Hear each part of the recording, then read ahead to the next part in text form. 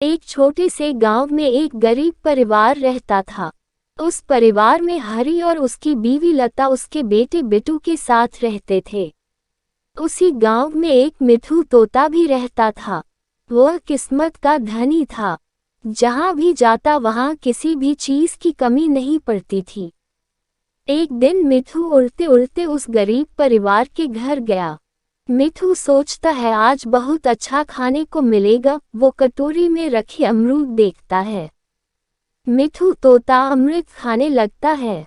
तभी लता मिठू को अमृत खाते देख बहुत गुस्सा हो जाती है और उसे वहां से भगा देती है। भाग यहाँ से, न जाने कहां से आ जाते हैं, परेशानी बढ़ा देते हैं। लता की भगाने की बाद मिठू चुपचाप से एक कोने में रहता है। धीरे धीरे उस परिवार की बरकत होने लगती है। एक दिन हरी और लता खाना खाते वक्त बातें करते हैं।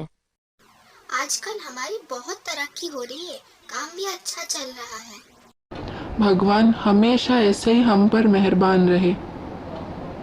पापा, मुझे एक साइकिल लेकर दो ना, मेरे सभी दोस्तों के पास है। ठीक है, जरूर लाएंगे। मेरे परिवार को किसी की नजर ना लगे।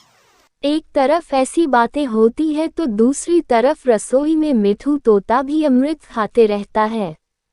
बहुत स्वादिष्ट है, मजा आ गया।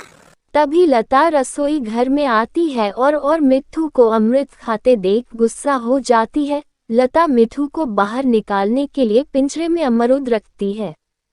मिठू जब अमृत खाने लगता है तो पिंजरे का दरवाजा बंद हो जाता है और वह उसमें कैद हो जाता है। मुझे बाहर निकालो, मैं यहाँ फंस गया हूँ। अगले दिन लता पिंजरा उठाकर बाहर दूर उसे छोड़ देती है।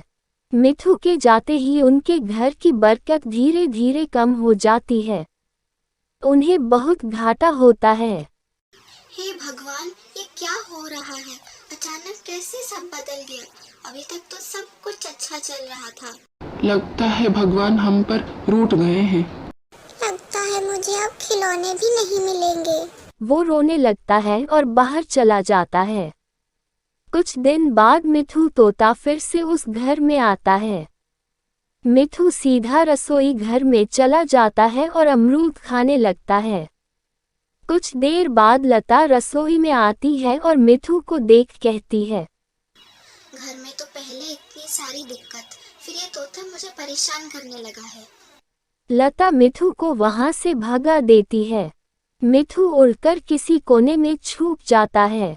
कुछ दिन बाद धीरे धीरे उस घर की बरकत वापस आने लगती है। काम भी अच्छे से चलने लगता है।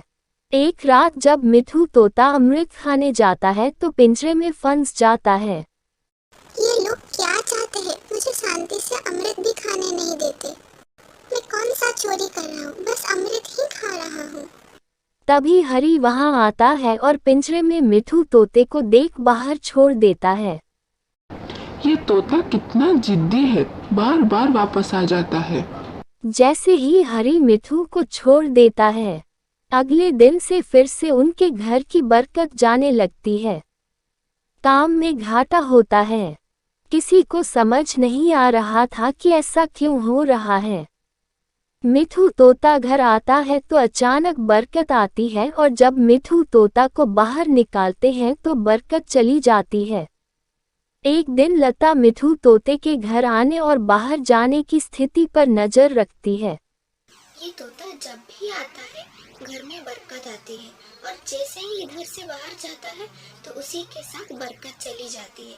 कहीं ये जादुई तोता तो नहीं है?